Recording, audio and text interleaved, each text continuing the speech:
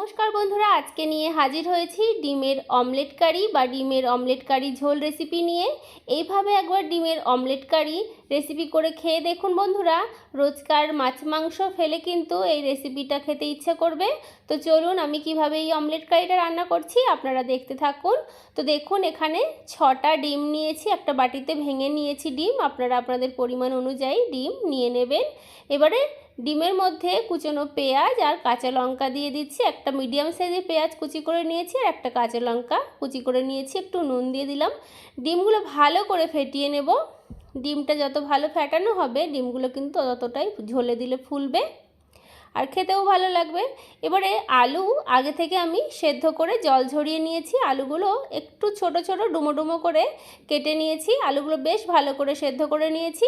এবারে চলুন কি কি মশলা লাগছে দেখে নিন। এখানে 4-5 কোয়া রসুন নিয়েছি, একটু আদা নিয়েছি, এখানে 3টে কাঁচা পাকা লঙ্কা নিয়েছি, একটা মিডিয়াম সাইজের টমেটো নিয়েছি। মশলার পরিমাণ কিন্তু খুবই সামান্য, একটু জল দিয়ে দিচ্ছি, দিয়ে মশলাটা পেস্ট করে নিয়ে ফিরে আসছি। তো মশলা পেস্ট করা হয়ে গেছে।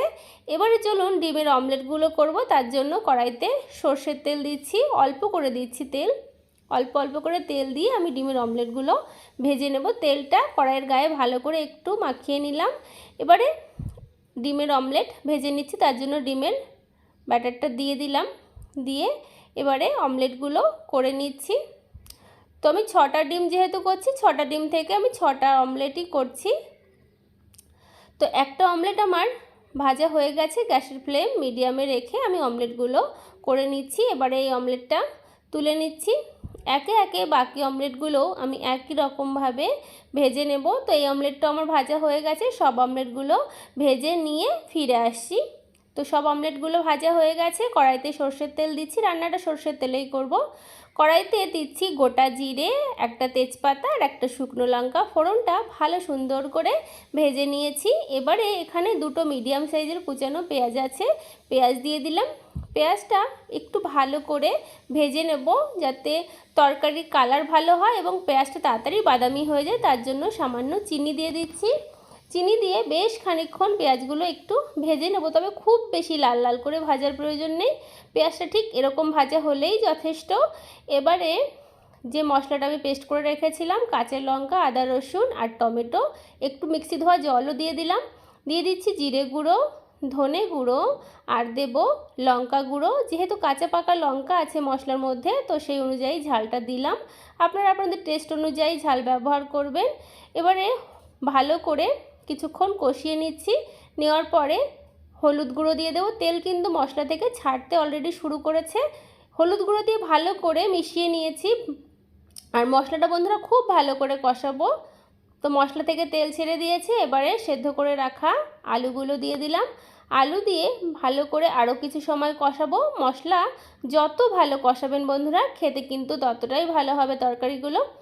তো ভালো করে কষানো হয়ে গেছে।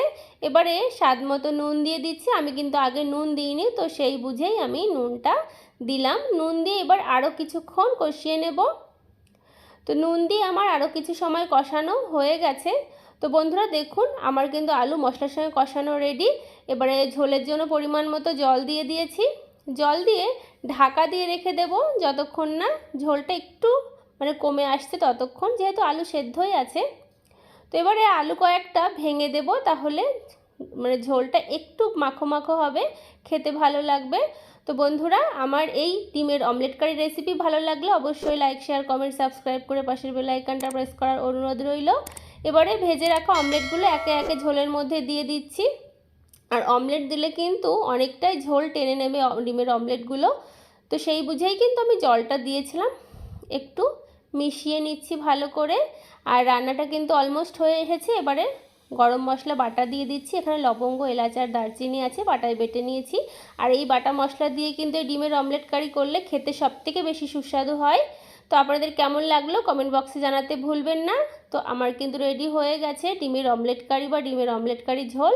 আপনারা বাড়িতে অবশ্যই ট্রাই করবেন। আর যদি ভালো লাগে লাইক, শেয়ার, কমেন্ট, সাবস্ক্রাইব করে পাশে থাকার অনুরোধ রইল। তো আপনাদের কেমন লাগলো বন্ধুরা আমার এই রেসিপিটা অবশ্যই কমেন্ট করে জানাতে ভুলবেন না। আপনারা সকলে ভালো থাকবেন, সুস্থ থাকবেন। ধন্যবাদ।